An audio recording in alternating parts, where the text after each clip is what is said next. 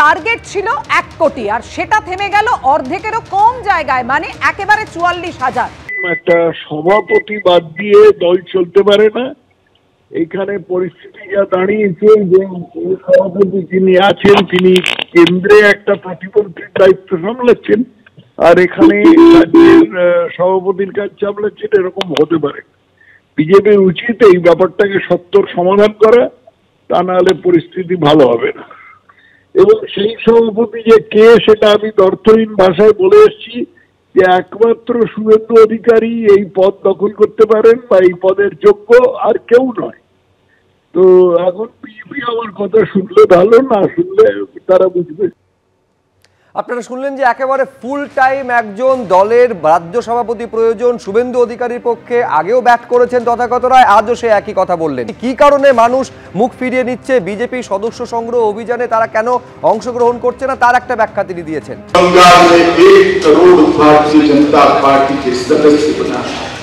26 में भारतीय जनता पार्टी की सरकार। এরপরে সময়সীমা বাড়ানো হলো, পুরস্কারের প্রতিশ্রুতি দেওয়া হলো, কিন্তু তারপরেও 1 কোটি কোথায়, 50 লক্ষের ধারে কাছেও বিজেপি পৌঁছতে পারলো না। 42 লক্ষে এসে থমকে যেতে হলো। কেন এই ব্যর্থতার মুখে পড়তে হলো, কেন কার্যত ডাহা ফেল করলো বিজেপি? রাজ্য বিজেপির প্রাক্তন সহ সভাপতি রাজকমল পাঠক কি বলছেন দেখুন।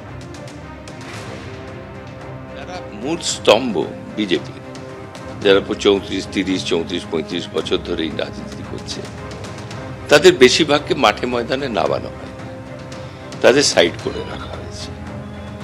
তো কাদের দেখে মানুষ আসবে?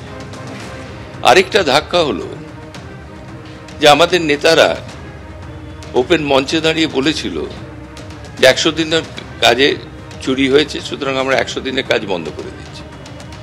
চুরি হয়েছে হয়তো 20%, 30% চুরি হয়েছে, কিন্তু 70% চুরি হয়নি। তো যাদের চুরি হয়নি, যারা কাজ করেছে, তারাও কিন্তু পয়সা পায়নি, তাদের টাকাও আটকে গেছে। সেটা তৃণমূল কিন্তু সেই টাকাটা দিয়ে দিল। তো মানুষের মনটা তারা জয় করে নিল যে বিজেপি টাকাটা আটকেছে, তৃণমূল টাকাটা দিয়েছে। তাই কিছুটা মানুষ সেখান থেকে সরে গেছে। আমাদের নেতারা মঞ্চে উঠে বলেছে যে ইডি সিবিআই তাদের পকেটে আছে, আজকে এর বাড়িতে ইডি যাবে, কাল ওর বাড়িতে সিবিআই যাবে। যখন ইডি সিবিআই যখন এখন মানে কাউকে ধরছে না, কাউকে ছেড়ে দিচ্ছে, তো মানুষের মনে দ্বন্দ্ব হয়ে যাচ্ছে যে তোমরা অরবিন্দ কেজরিওয়ালকে ধরতে পারো, তোমরা সোরেনকে ধরতে পারো, কিন্তু তোমরা এখানকার মাথাদের ধরতে পারো না। তো সেই জন্য মানুষের মধ্যে বিভ্রান্তি সৃষ্টি হয়ে যাচ্ছে। তো সেই জন্য মানুষ বিজেপির দিকে আসতে চাইছে না।